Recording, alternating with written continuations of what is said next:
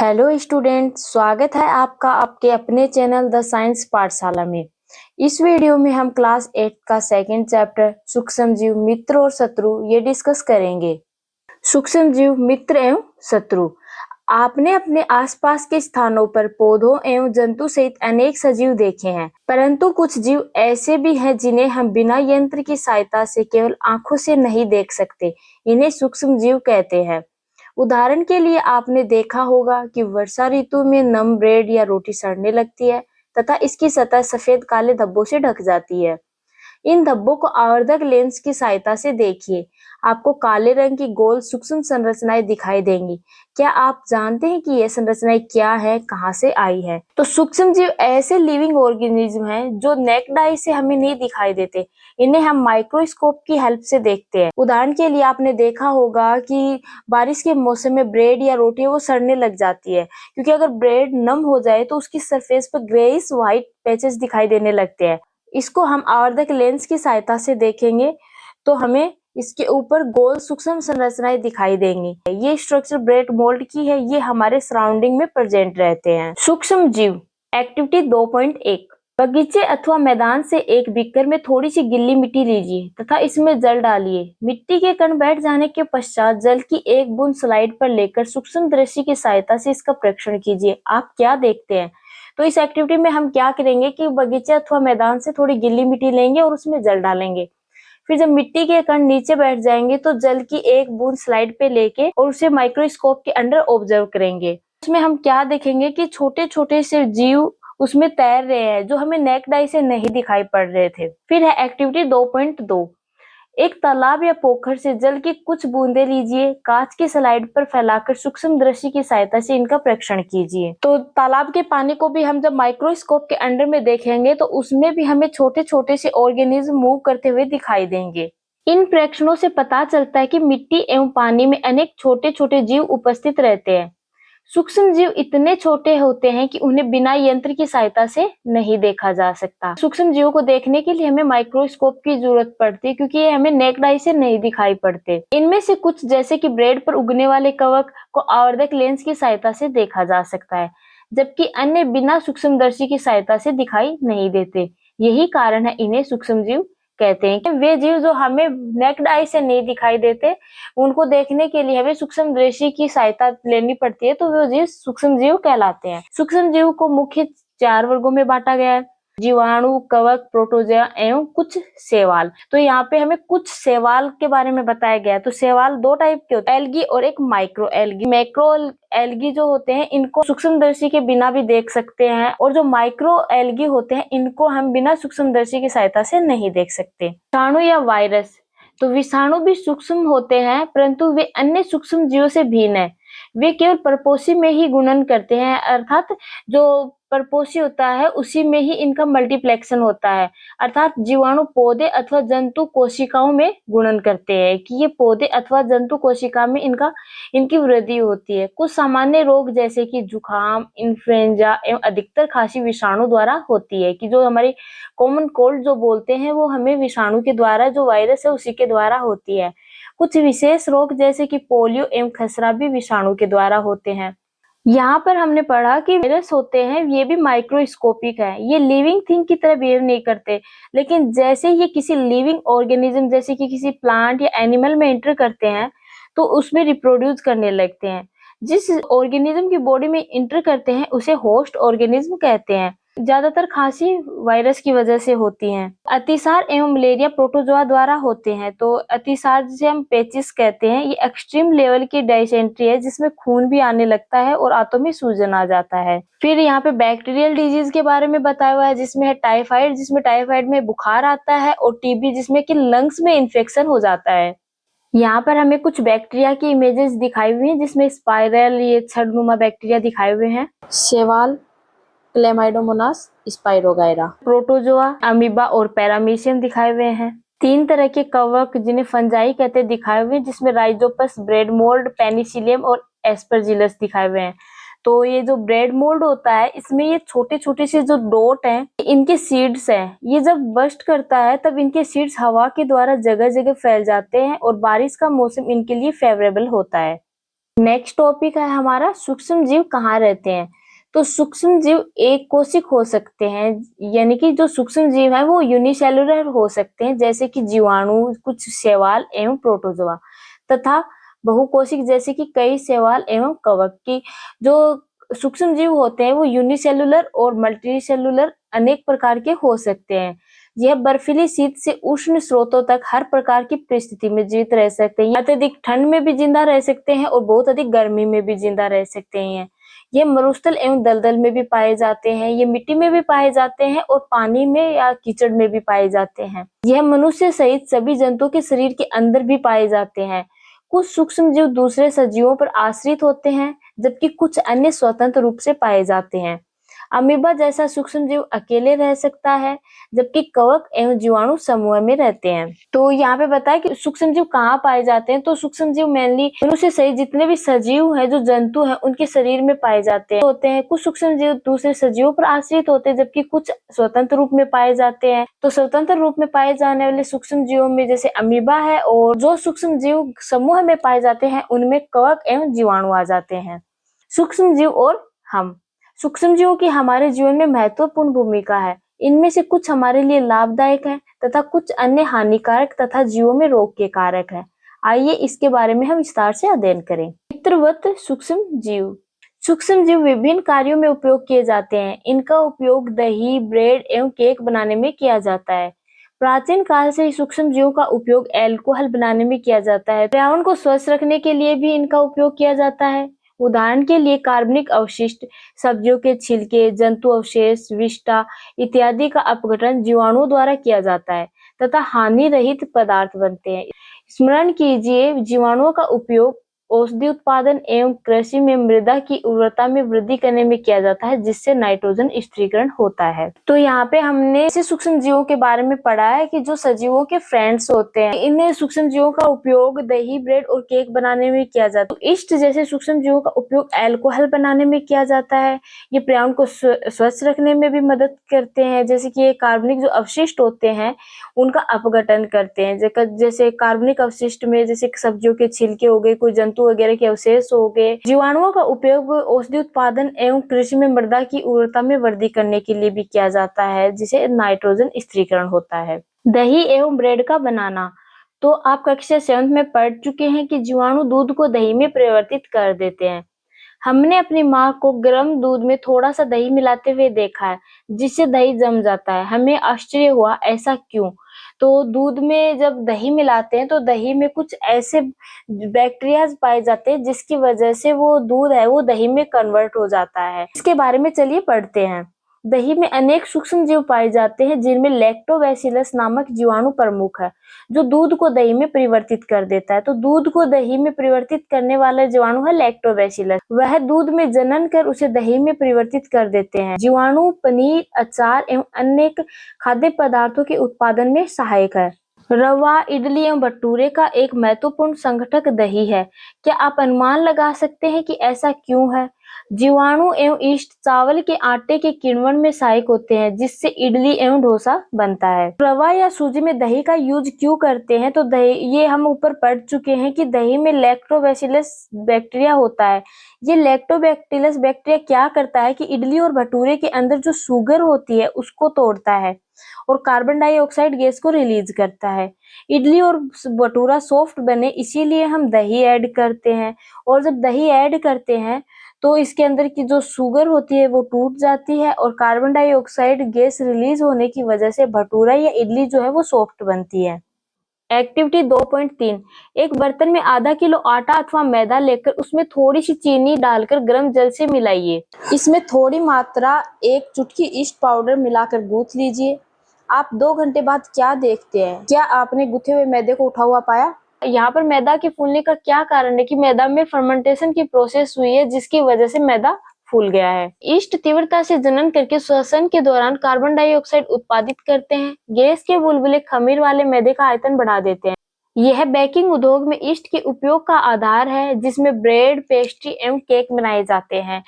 तो यहाँ पे हमें किण्वन की प्रोसेस के बारे में बताया गया है, जिसे हम इंग्लिश में फर्मेंटेशन कहते हैं। फर्मेंटेशन की प्रोसेस में क्या होता है कि ग्लूकोज, जिसको हम शुगर कहते हैं, इसका ब्रेकडाउन होता है। इसमें माइक्रो ऑर्गेनिज्म उस सब्सटेंस के अंदर एंटर करते हैं जिसमें ग्लूकोज या शुगर प्रेजेंट होता है, और वो इसका ब्रेक डाउन कर देते हैं। अगर यही शुगर का ब्रेक डाउन ईस्ट करता है तो अल्कोहल बनती है और कार्बन डाइऑक्साइड रिलीज होती है। जब शुगर टूटती है तो एसिड बनता है और साथ में कार्बन डाइऑक्साइड रिलीज होती है, और कार्बन डाइऑक्साइड के रिलीज होने पर गैस के जो बुलबुले हैं वो खमीर वाले मैदे का आयतन बढ़ा देते हैं। इसी वजह से बेकिंग उद्योग में ईस्ट का उपयोग किया जाता है, इसमें ब्रेड, पेस्ट्री एवं केक बनाए जाते हैं। सूक्ष्म जीवों का वाणिज्यिक उपयोग की जो माइक्रो ऑर्गेनिज्म है, इनका कमर्शियल यूज क्या क्या है तो उसके बारे में पढ़ते हैं। बड़े स्तर पर अल्कोहल, शराब एवं एसिटिक एसिड के उत्पादन में सूक्ष्म जीवों का उपयोग किया जाता है, जो गेहूं, चावल एवं फ्लो के रस में उपस्थित प्राकृतिक शर्करा में ईस्ट द्वारा अल्कोहल एवं शराब का उत्पादन किया जाता है। जब शुगर का ब्रेकडाउन ईस्ट के द्वारा होता है तो अल्कोहल बनती है और कार्बन डाइऑक्साइड रिलीज होती है। ईस्ट से अल्कोहल या शराब बनाने के लिए शुगर का यूज किया जाता है, तो ये शुगर व्हाइट शुगर यूज ना करके जो गेहूं, चावल या फिर जो क्रस्ट फ्रूट होते हैं, जो फलों का रस होता है, उनसे प्राकृतिक तौर पर जो शर्करा मिलती है, जो शुगर मिलती है, उसका यूज किया जाता है। एक्टिविटी 2.4, 500 ml का बीकर लेकर उसमें 3/4 भाग तक जल भरिए। इसमें 2-3 चम्मच चीनी घोलिए। इसमें आधा चम्मच ईस्ट पाउडर डालिए। इसे 4-5 घंटे के लिए किसी गर्म स्थान पर ढककर रख दीजिए। अब विलेन को सूंघकर देखिए। इस एक्टिविटी में हम क्या करेंगे कि 500 ml का एक बीकर लेके उसमें 3/4 पार्ट तक जल भर देंगे और 2-3 चम्मच चीनी घोल देते हैं। फिर इसमें आधा चम्मच ईस्ट पाउडर डालेंगे और उसे 4-5 घंटे के लिए गर्म स्थान पर रख देंगे। अब इस सॉल्यूशन को सूंघकर देखेंगे। इस सॉल्यूशन को सूंघने पर गंध जो है वो अल्कोहल की है, जो चीनी के अल्कोहल में परिवर्तित होने के कारण बना है।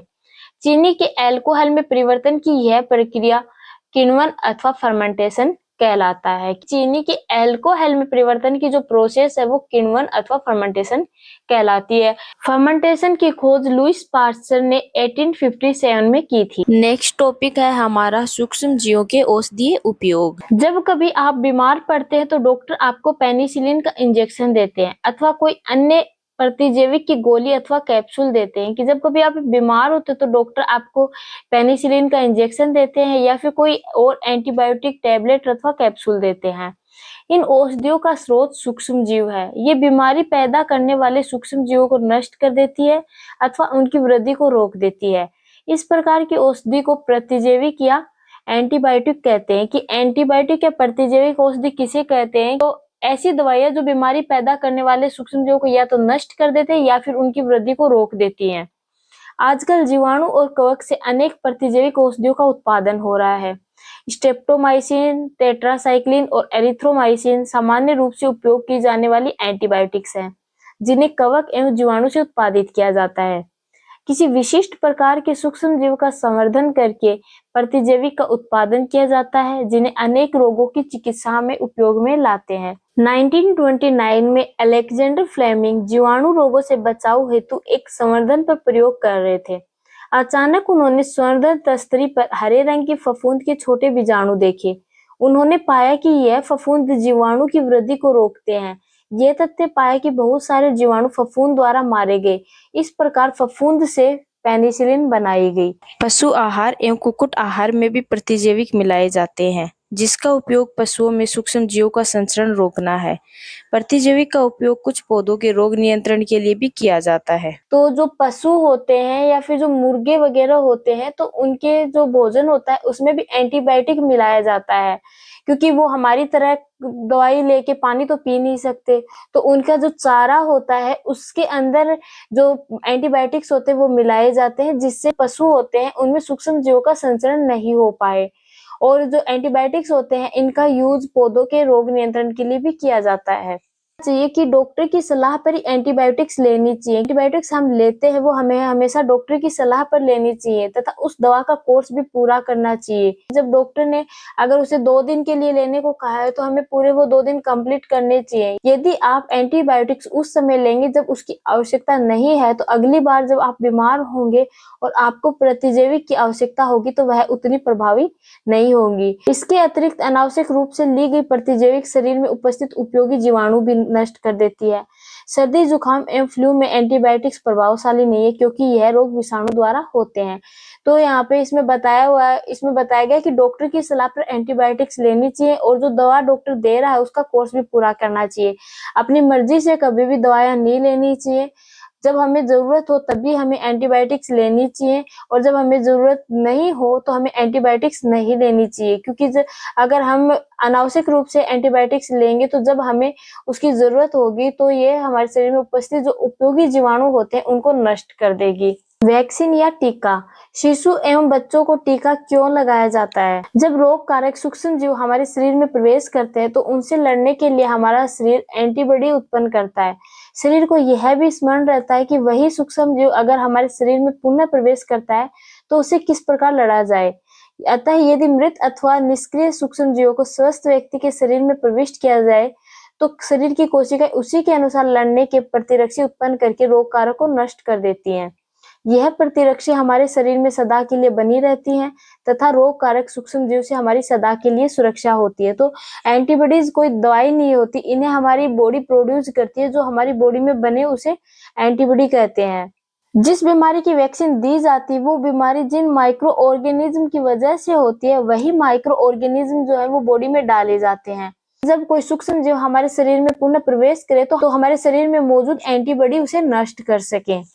हैजा, क्षय, चेचक तथा हेपेटाइटिस जैसी अनेक बीमारियों को वैक्सीन द्वारा रोका जा सकता है। एडवर्ड जेनर ने 1798 में चेचक के टीके की खोज की।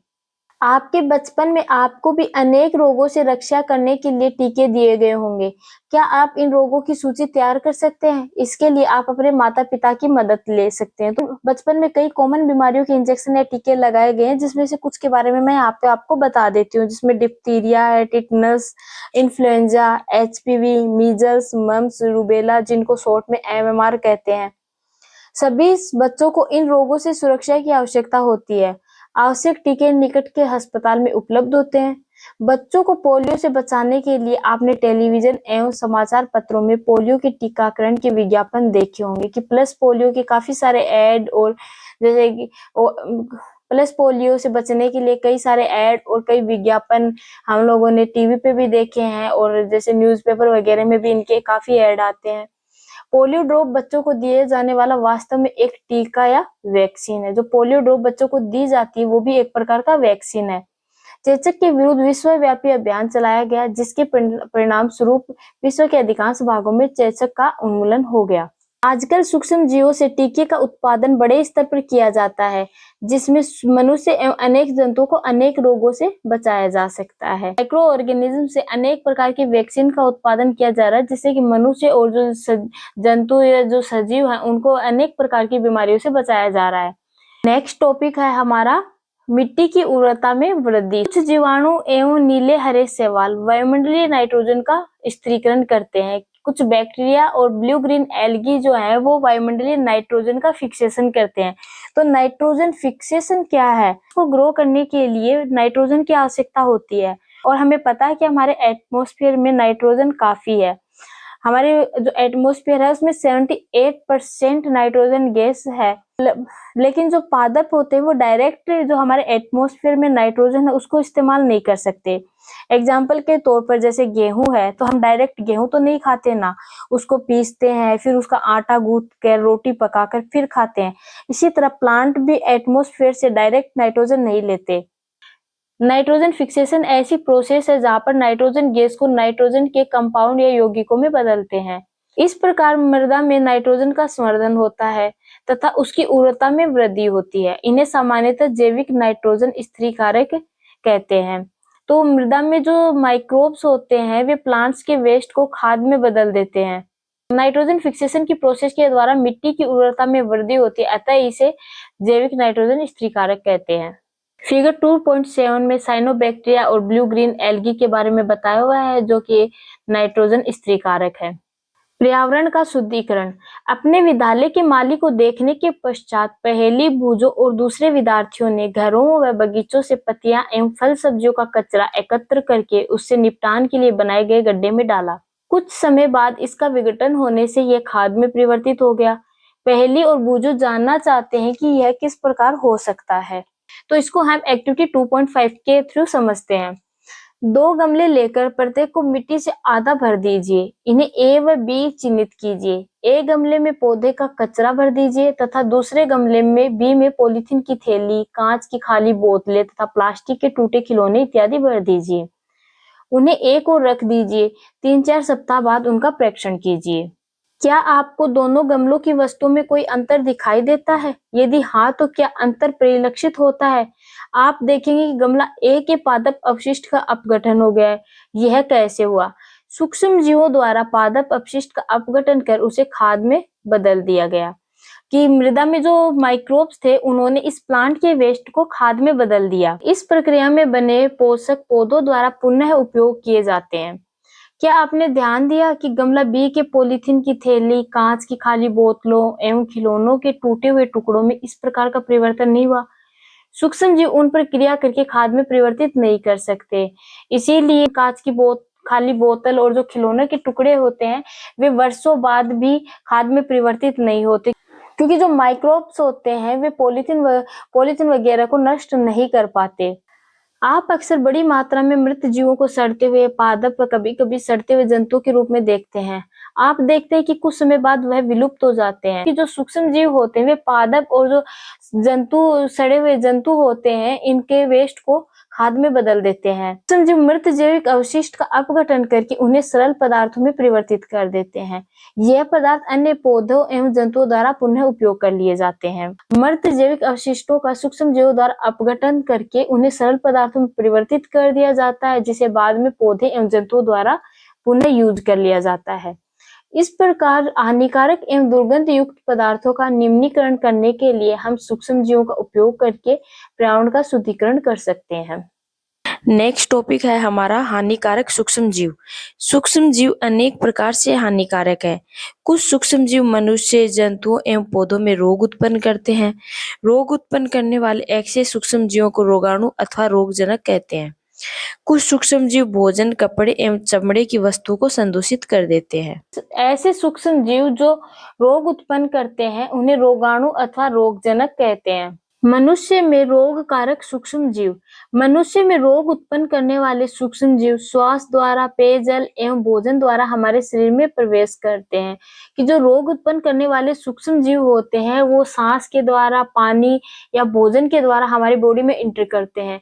संक्रमित व्यक्ति अथवा जंतु के सीधे संपर्क में आने पर भी रोग का संचरण हो सकता है। कि जो व्यक्ति जिस रोग से पीड़ित होता है अथवा जिस जंतु में कोई रोग होता है, तो उसके डायरेक्ट कांटेक्ट में आने पर भी रोग का संचरण हो सकता है। सूक्ष्म जीवों द्वारा होने वाले ऐसे रोग जो एक संक्रमित व्यक्ति से स्वस्थ व्यक्ति में वायु, जल, भोजन अथवा कायिक संपर्क द्वारा फैलते हैं, संचरणीय रोग कहलाते हैं। इस प्रकार के रोगों के कुछ उदाहरण हैं हैजा, सामान्य सर्दी जुकाम, चिकनपॉक्स एवं क्षय रोग। जीवों द्वारा कई रोग ऐसे भी होते हैं जो वायु, जल, भोजन अथवा कायिक संपर्क द्वारा स्वस्थ व्यक्ति में फैलते हैं, तो इन रोगों को संचरणीय रोग बोलते हैं। जब जुकाम से पीड़ित कोई व्यक्ति छींकता है तो सूक्ष्म बूंदों के साथ हजारों रोग कारक जो वायरस होते हैं वो वायु में आ जाते हैं, फिर श्वास के द्वारा वो वायु के साथ शरीर में एंटर कर जाते हैं। बूझो पूछता है कि आप संचरणीय रोगों का फैलना किस प्रकार रोकते हैं, तो पहली चीज का आंसर करती है कि हमें छींकते समय अपने मुंह एवं नाक पर एक रुमाल रखना चाहिए। अच्छा तो यही है कि संक्रमित व्यक्ति से पर्याप्त दूरी बनाए रखी जाए। यहाँ पर बताया गया है कि अगर किसी व्यक्ति को जुकाम है तो छींकते समय उसे अपने मुंह एवं नाक पर रुमाल रखना चाहिए, और जो स्वस्थ व्यक्ति है उसे संक्रमित व्यक्ति से पर्याप्त दूरी बना के रखनी चाहिए। कुछ कीट एवं जंतु ऐसे भी हैं जो रोग कारक सूक्ष्म जीवों के रोग वाहक का कार्य करते हैं। घरेलू मक्खी इसका एक उदाहरण है। कि कुछ कीट अथवा जंतु ऐसे भी होते हैं जो रोग कारक जो सूक्ष्म जीव होते हैं उनके रोग वाहक का कार्य करते हैं। जैसे कि घरेलू मक्खी, तो घरेलू मक्खी क्या करती है कि कूड़े या जंतु के अपशिष्ट पर बैठती है, जिससे कि रोगाणु उसके शरीर से चिपक जाते हैं।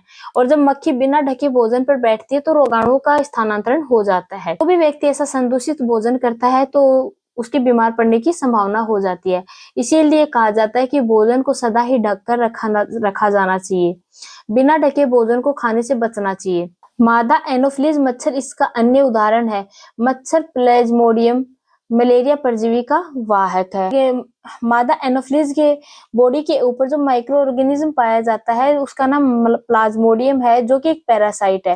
पैरासाइट के बारे में हम पीछे भी डिस्कस कर चुके हैं। पैरासाइट वे ऑर्गेनिजम्स होते हैं जो दूसरे लिविंग ऑर्गेनिज्म की बॉडी के ऊपर या अंदर रहते हैं और उन्हीं से अपना भोजन लेते हैं। जैसे कि हमारे सिर में जो जूं होती है वो क्या करती है कि हमारी ही बॉडी से ब्लड को सक करती है और अपना खाना बनाती है। ऐसा ही एक पैरासाइट प्लाज्मोडियम है। ये मादा एनोफिलीज की बॉडी के अंदर रहता है। जब ये मच्छर किसी का ब्लड सक करेगी तो इसकी बॉडी से ये पैरासाइट प्लाज्मोडियम निकल के उस बॉडी में चला जाएगा जिसको ये काट रहे हैं और उस इंसान को मलेरिया हो जाएगा। फिर हम मादा एडीज मच्छर। मादा एडीज मच्छर डेंगू के वायरस का वाहक है। अध्यापक हमसे ऐसा क्यों कहते हैं कि अपने आसपास पानी एकत्रित न होने दे। तो हमें पता है कि जो अधिकतर सूक्ष्म जीव होते हैं, जो पैरासाइट्स होते हैं, वो पानी में पनपते हैं। तो इस वजह से हमें अपने आसपास पानी इकट्ठा नहीं होने देना चाहिए। सभी मच्छर जल में उत्पन्न होते हैं। हमें पानी को कभी रुका नहीं रहने देना चाहिए। कूलर, टायरों एवं फूलदानों इत्यादि में कहीं भी जल को एकत्रित न होने दें। ऐसे उपायों की सूची बनाने का प्रयास कीजिए जिससे अपनाकर मलेरिया को फैलने से रोका जा सके। हमें पता है मलेरिया मच्छर के द्वारा फैलता है। तो मच्छर जल में उत्पन्न होते हैं तो हमें जल को कभी भी इकट्ठा नहीं होने देना चाहिए। कूलर, टायर, फूलदान इनमें कभी भी जल इकट्ठा नहीं होने देना चाहिए। अपने आसपास के स्थानों को स्वच्छ एवं शुष्क रखना चाहिए जिससे कि मच्छर पैदा ना हो सके। यहाँ पर हमें ये एक टेबल दी हुई है जिसमें मनुष्य में सूक्ष्म जीवों द्वारा होने वाले सामान्य रोग बताए गए हैं। ये टेबल बहुत इंपॉर्टेंट है। इसमें मनुष्य में होने वाली कुछ बीमारियों से रिलेटेड इंफॉर्मेशन दी हुई है। तो यहाँ पे मानव रोग, उनके रोग कारक सूक्ष्म जीव, उनके संचरण का तरीका क्या है और बचाव के क्या उपाय हैं। क्षय रोग, जिसका रोग कारक सूक्ष्म जीव है जीवाणु और इसके संचरण का तरीका है वायु। खसरा है सूक्ष्म जीव वायरस है और संचरण का तरीका है वायु। चिकन पॉक्स वायरस सूक्ष्म जीव है इसका और वायु संचरण का तरीका है वायु या सीधे संपर्क के द्वारा। पोलियो का रोग कारक वायरस है और वायु या जल के द्वारा ये फैलता है। तो इससे क्षय रोग, खसरा, चिकन पॉक्स और पोलियो से बचाव के क्या उपाय हैं कि रोगी व्यक्ति को पूरी तरह से अन्य व्यक्तियों से अलग रखना, रोगी की व्यक्तिगत वस्तुओं को अलग रखना, उचित समय पर टीकाकरण करवाना। फिर है हैजा। तो हैजा का रोग कारक जीवाणु, संचरण का तरीका जल या भोजन के द्वारा ये फैलते हैं। टाइफाइड का रोग कारक भी जीवाणु है और संचरण का तरीका जल है। बचाव के उपाय है व्यक्तिगत स्वच्छता एवं अच्छी आदतों को अपनाना, भली भांति पके भोजन, उबला पेयजल एवं टीकाकरण। हेपेटाइटिस ए, तो इसका रोग कारक वायरस है, संचरण का तरीका जल, उबले हुए पेयजल का उपयोग और वैक्सीन जो है इसके बचाव के उपाय हैं। मलेरिया रोग कारक प्रोटोजोआ मच्छर के द्वारा फैलते हैं और मच्छरदानियों का प्रयोग, मच्छर भगाने वाले रसायन का प्रयोग, कीटनाशक का छिड़काव, मच्छर की प्रजनन रोकने के लिए जल को किसी भी स्थान पर एकत्रित न रहने देना। जंतुओं में रोग कारक जीवाणु। तो यहाँ पीछे हमने मनुष्य में होने वाले रोग कारक जीवाणु के बारे में पढ़ा और अब हम जंतुओं में होने वाले कौन कौन से रोग कारक जीवाणु उनके बारे में पढ़ेंगे।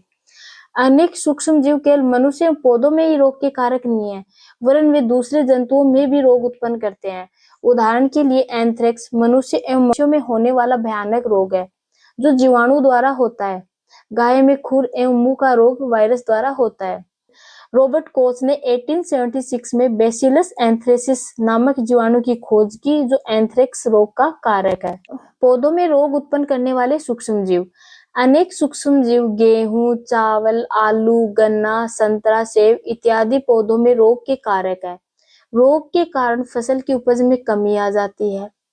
कुछ रसायनों का प्रयोग करके इन सूक्ष्म जीवों पर नियंत्रण पाया जा सकता है और कुछ पादप रोग टेबल 2.2 में दिखाए हुए हैं तो उनको हम आगे पढ़ते हैं। नींबू कैंकर सूक्ष्म जीव जीवाणु है और संचरण का तरीका वायु। गेहूं की रस्ट सूक्ष्म जीव कवक है और वायु एवं बीज के द्वारा फैलता है। भिंडी की पीत वायरस के द्वारा होता है और संचरण का तरीका है कीट। फूड पॉइजनिंग या खाद्य विषाक्तन। बूजो के एक मित्र ने उसे एक पार्टी में आमंत्रित किया।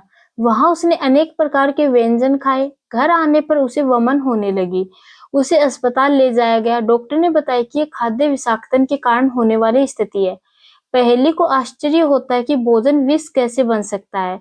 कई बार जब हम संदूषित भोजन कर लेते हैं तो वो भोजन हमारे बॉडी के अंदर जाकर फूड पॉइजनिंग का कारण बन जाता है।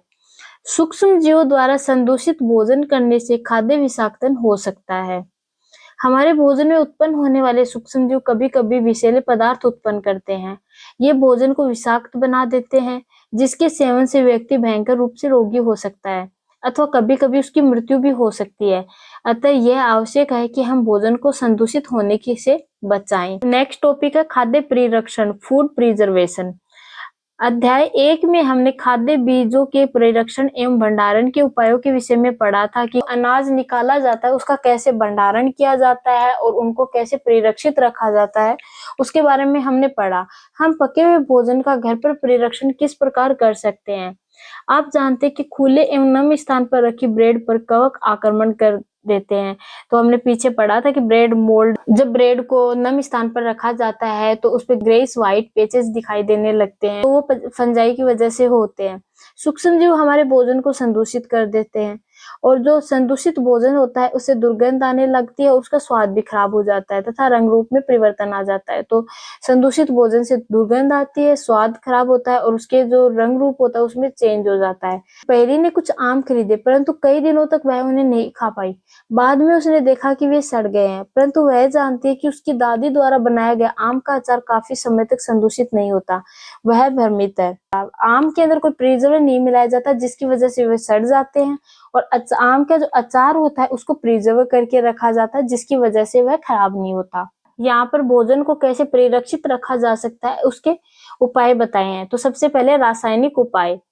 नमक एवं खाद्य तेल का उपयोग कर सूक्ष्म जीवों की वृद्धि रोकने के लिए सामान्य रूप से किया जाता है। सूक्ष्म जीवों की वृद्धि को रोकने के लिए नमक एवं जो खाने वाला तेल होता है उसका यूज किया जाता है, अतः इन्हें परिरक्षक कहते हैं।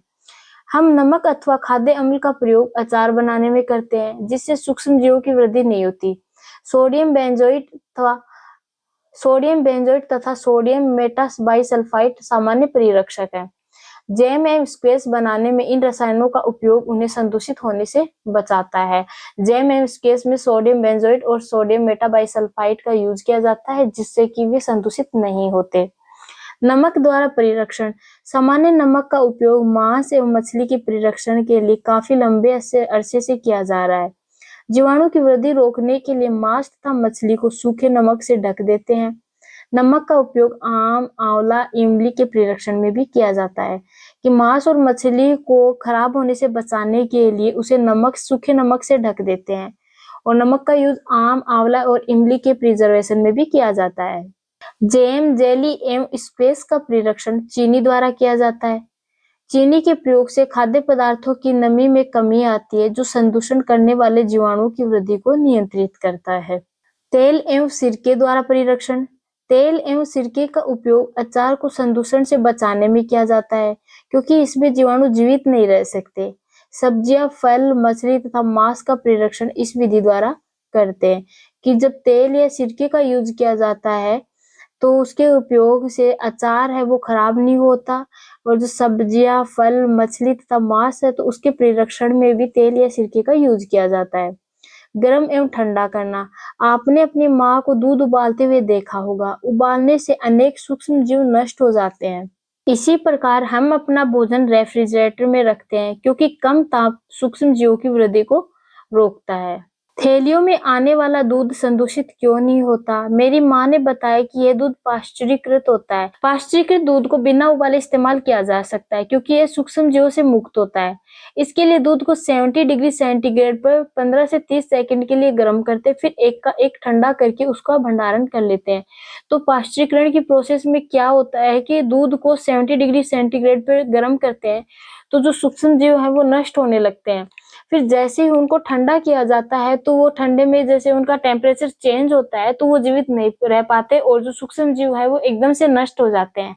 ऐसा करने से सूक्ष्म जीवों की वृद्धि रुक जाती है। इस प्रक्रिया की खोज लुईस पास्चर नामक वैज्ञानिक ने की और इसीलिए इसे पाश्चुरीकरण कहते हैं। नेक्स्ट टॉपिक है हमारा नाइट्रोजन स्थिरीकरण। आपने क्लास 6 और 7 में राइजोबियम जीवाणुओं के बारे में पढ़ा है। राइजोबियम जीवाणु लेग्यूम पादपों की में नाइट्रोजन के स्थिरीकरण में सहायक होते हैं। ये लेग्यूम पादपों की जड़ों में गांठों के रूप में पाए जाते हैं, जैसे सेम और मटर, जो एक सहजीविता है। सब कभी-कभी तड़ित विद्युत द्वारा भी नाइट्रोजन का स्थिरीकरण होता है कि जो लाइटनिंग होती है उसके द्वारा भी नाइट्रोजन का स्थिरीकरण होता है। परंतु आप जानते हैं कि नाइट्रोजन की मात्रा वायुमंडल में स्थिर रहती है। आपको आश्चर्य होगा कि ये कैसे संभव है। तो चलिए पढ़ते हैं। ये जो लेग्यूम पादप है, इनकी जड़ों में जो ग्रंथिकाएं हैं, इनमें नाइट्रोजन का स्थिरीकरण होता है। फिर नाइट्रोजन चक्र, नाइट्रोजन साइकिल। हमारे वायुमंडल में 78% नाइट्रोजन गैस है। नाइट्रोजन सभी सजीवों का आवश्यक संगठक है जो प्रोटीन, पर्णहरित, न्यूक्लिक एसिड एवं विटामिन में उपस्थित होता है। तो नाइट्रोजन साइकिल क्या है कि ये एक ऐसा साइकिल है जो वातावरण में मिट्टी, पौधों और जानवरों में नाइट्रोजन के आदान प्रदान को दर्शाता है। पौधे एवं जंतु वायुमंडलीय नाइट्रोजन का उपयोग सीधे नहीं कर सकते। मिट्टी में उपस्थित जीवाणु एवं नीले हरे शैवाल वायुमंडलीय नाइट्रोजन का स्थिरीकरण करके नाइट्रोजनी जो यौगिक है उनको परिवर्तित कर देते हैं। जब नाइट्रोजन इस प्रकार के उपयोगी यौगिकों में परिवर्तित हो जाती है तो पौधे इसका उपयोग मिट्टी में से जड़ तंत्र द्वारा करते हैं। इसके पश्चात अवशोषित नाइट्रोजन का उपयोग प्रोटीन एवं अन्य यौगिकों के संश्लेषण में करते हैं। पौधों पर निर्भर करने वाले जंतु उनसे प्रोटीन एवं अन्य नाइट्रोजनी यौगिक प्राप्त करते हैं। पौधों एवं जंतुओं की मृत्यु के बाद मिट्टी में उपस्थित जीवाणु एवं कवक नाइट्रोजनी अपशिष्ट को नाइट्रोजनी यौगिकों में परिवर्तित कर देते हैं, जो पौधों द्वारा पुनः उपयोग होता है। कुछ विशिष्ट जीवाणु नाइट्रोजनी यौगिकों को नाइट्रोजन गैस में परिवर्तित कर देते हैं, जो वायुमंडल में चली जाती है। नाइट्रोजन सजीवों का आवश्यक संगठक है, जो प्रोटीन, पर्णहरित, न्यूक्लिक एसिड और विटामिन में प्रेजेंट होता है। पौधों में नाइट्रोजन मिट्टी से लिया जाता है, जो हवा से या जीवाणुओं के माध्यम से प्राप्त होती है। पौधे इसका उपयोग मिट्टी में जड़ तंत्र द्वारा करते हैं। जीव या जंतु भी नाइट्रोजन का उपयोग करते हैं। वे नाइट्रोजन को भोजन के द्वारा प्राप्त करते हैं। जब कोई जीव मर जाता है तो उसके शरीर में मौजूद जो नाइट्रोजन है वो मिट्टी में वापस चले जाते हैं। मिट्टी में उपस्थित जीवाणु या कवक इन नाइट्रोजनी अपशिष्टों को नाइट्रोजन यौगिकों में परिवर्तित कर देते हैं, जिसका पौधों के द्वारा रीयूज किया जाता है। नाइट्रोजन चक्र। हमें पता है कि एटमॉस्फेयर में 78% नाइट्रोजन प्रेजेंट है और जो नाइट्रोजन है इनके बीच काफी स्ट्रॉन्ग बॉन्ड पाया जाता है। तो जो एटमॉस्फेरिक नाइट्रोजन है उसको दो तरीके से फिक्स किया जा सकता है या तोड़ा जा सकता है। पहला तड़ित द्वारा नाइट्रोजन स्थिरीकरण करके, जिसे हम लाइटनिंग की प्रोसेस कहते हैं, पर ये ऑल टाइम अवेलेबल नहीं होता। दूसरा है बायोलॉजिकल नाइट्रोजन फिक्सेशन, जिसमें जो नाइट्रोजन है उसको नाइट्रोजन कंपाउंड में कन्वर्ट किया जाता है। तो जो वायुमंडलीय नाइट्रोजन है इसको राइजोबियम जीवाणु और ब्लू ग्रीन एल्गी द्वारा फिक्स किया जाता है, जिससे जो नाइट्रोजन है वो नाइट्रोजन कंपाउंड में कन्वर्ट हो जाती है। तो ये जो जीवाणु और शैवाल है इनका मेन फंक्शन है नाइट्रोजन को यूजेबल फॉर्म में लाना। जीवाणु द्वारा स्थिर नाइट्रोजन को नाइट्रोजन यौगिकों में परिवर्तित कर दिया जाता है। तो जो मिट्टी में उपस्थित नाइट्रोजन के यौगिक हैं इनको लेग्यूमिनेसी पादपों के द्वारा ग्रहण कर लिया जाता है। इन पादपों को जंतुओं द्वारा कंज्यूम किया जाता है। जंतुओं द्वारा इन पादपों को ग्रहण लेने के बाद जो नेक्स्ट प्रोसेस होती है तो उसमें या तो नाइट्रोजन एक्सक्रेशन द्वारा बाहर निकलती है या फिर जब जंतु की मृत्यु हो जाती है तो नाइट्रोजन अपशिष्ट के रूप में नाइट्रोजन बाहर निकलती है, जिससे जो ये नाइट्रोजन है ये वापस मिट्टी में चली जाती है और मिट्टी में प्रेजेंट नाइट्रोजन बैक्टीरिया की मदद से गैसियस नाइट्रोजन में कन्वर्ट हो जाता है और ये गैसियस नाइट्रोजन में कन्वर्ट होके वापस एटमॉस्फेयर में चला जाता है। इस प्रकार जो नाइट्रोजन है वो स्थिर बनी रहती है। अब चैप्टर के क्वेश्चन आंसर्स कर लेते हैं। रिक्त स्थानों की पूर्ति कीजिए। तो इसमें फर्स्ट है सूक्ष्म जीवों को की सहायता से देखा जा सकता है। तो हमने शुरू में पढ़ा था कि सूक्ष्म जीव बहुत छोटे होते हैं, ये हमें नेक्ड आई से नहीं दिखाई देते, तो इन्हें देखने के लिए हमें माइक्रोस्कोपी की जरूरत होती है। तो सूक्ष्म जीवों को सूक्ष्मदर्शी की सहायता से देखा जा सकता है। फिर नेक्स्ट क्वेश्चन है नीले हरे शैवाल वायु से नाइट्रोजन का स्थिरीकरण करते हैं। तो जिससे मिट्टी की उर्वरता में वृद्धि होती है। तो जो नील हरी शैवाल है ये वायुमंडलीय नाइट्रोजन को नाइट्रोजन के कंपाउंड में कन्वर्ट कर इसको यूजेबल फॉर्म में लाते हैं। एल्कोहल का उत्पादन ईस्ट नामक सूक्ष्मजीव की सहायता से किया जाता है। हेजा जीवाणु के द्वारा होता है। सही शब्द के आगे सही का निशान लगाइए। ईस्ट का उपयोग निम्न के उत्पादन में होता है। तो हमने पीछे पढ़ा था कि ईस्ट का उपयोग एल्कोहल के उत्पादन में किया जाता है। निम्न में से कौन सा प्रतिजैविक है कि निम्न में से कौन सा एंटीबायोटिक है? तो एंटीबायोटिक स्ट्रेप्टोमाइसिन। मलेरिया परजीवी का वाहक है। तो मलेरिया परजीवी मादा एनोफिलीज मच्छर की बॉडी में रहता है। संचरणीय रोगों का सबसे मुख्य कारक है घरेलू मक्खी। ब्रेड अथवा इडली फूल जाती है तो इसका कारण है, तो ब्रेड या इडली के फूलने का कारण है ईस्ट कोशिकाओं की वृद्धि, जिसे हम फर्मेंटेशन की प्रोसेस, हमने पढ़ा भी था कि फर्मेंटेशन की प्रोसेस के द्वारा जो ब्रेड या इडली है तो ये फूल जाती है। इसमें कार्बन डाइऑक्साइड गैस जो है वो रिलीज होती है, जिसकी वजह से ये सॉफ्ट बनती है। चीनी को अल्कोहल में परिवर्तित करने के प्रक्रम का नाम किण्वन कहते हैं, जिसे इंग्लिश में फर्मेंटेशन कहते हैं। कॉलम ए से कॉलम बी का मिलान कीजिए। तो जीवाणु हेजा का कारक है। फिर है राइजोबियम। राइजोबियम हमने पढ़ा था कि नाइट्रोजन फिक्सेशन में उपयोगी जीवाणु है। लैक्टोबैसिलस जीवाणु के द्वारा दही को जमाया जाता है। ईस्ट के द्वारा ब्रेड की बेकिंग की जाती है। मलेरिया का कारक एक प्रोटोजोआ है। एक विषाणु एड्स का कारक। सूक्ष्म जीव बिना यंत्र की सहायता से देखे जा सकते हैं? यदि नहीं तो वह कैसे देखे जा सकते हैं? जैसा कि हमने चैप्टर में पढ़ा कि सूक्ष्म जीव बिना यंत्र की सहायता से नहीं देखे जा सकते और हम सूक्ष्मदर्शी की सहायता से इनको देख सकते हैं।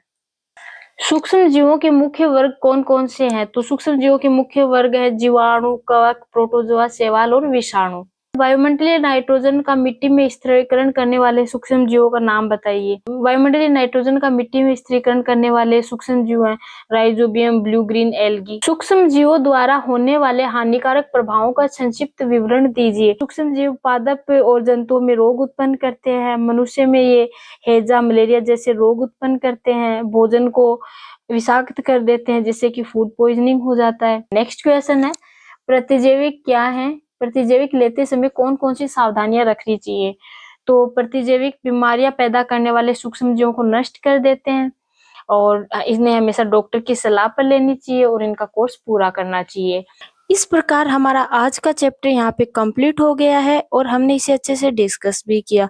आई होप आपको अच्छे से समझ आया होगा। Please like, share and subscribe the channel. Thanks for watching.